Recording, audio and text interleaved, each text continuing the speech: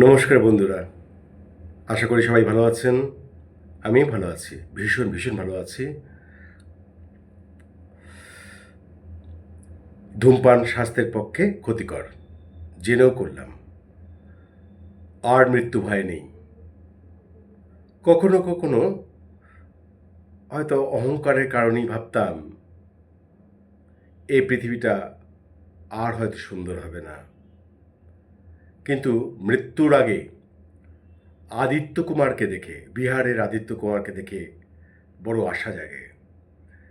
ভাবে, মানুষ আজও ভাবে।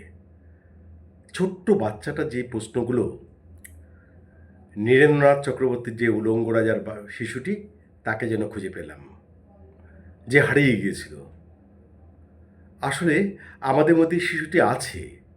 আমরা নানা রকম স্বার্থপরতার কারণে আমরা ভয় পাই বলতে। আমরা আমাদের প্রতিদিনের জীবনটাকে সিকিউর রাখবার জন্যে আমরা কম্প্রোমাইজ করি। বাচ্চাটি সে ভয় নেই। তাই আমি চাই আমাদের অন্তরের যে বাচ্চাটি বেঁচে আছে, শিশুটি বেঁচে আছে, তাকে আর একবার বাঁচিয়ে তোলা। আজ আমি হরিদ্বারে বেড়াতে এসেছি। হরিদ্বারে ভ্রমণ করছি, প্রচুর মানুষের ভিড়। সেখানেও দেখলাম সেই মন্দিরের পাশে ভিখারি, দেখলাম গঙ্গায় ফেলে দেওয়া নারকোল কীভাবে সুনিপুণ দক্ষতায় এক যুবক তুলে নিচ্ছেন তার জীবিকা চালানোর জন্যে। মা খেলেন না, মানে গঙ্গা মা খেলেন না, বা শিবও খেলেন না, খাবার জোগাড় হবে ওই যুবকটির। তাই ধর্মস্থানে ঘুরতে গেলেও বড্ড বেশি নাস্তিক হয়ে উঠি। জানি না আমি ভুল না ঠিক, তবে আদিত্য কুমারকে স্যালুট।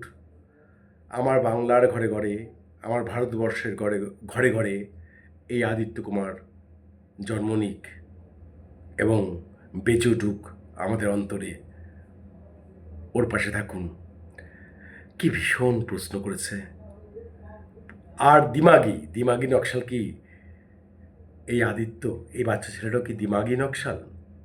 হ্যাঁ, কেউ কেউ এই দিমাগি নকশাল কথাটা শুনে ওই জেন জির আন্দোলনকে কেন্দ্র করে অনেকে বলেছেন যে দিমাগি নকশালটা বলে এদেরকে থামানো যাবে না। আরে দিমাগি নকশাল তো একটুখানি পজিটিভ ভাবে নিন না।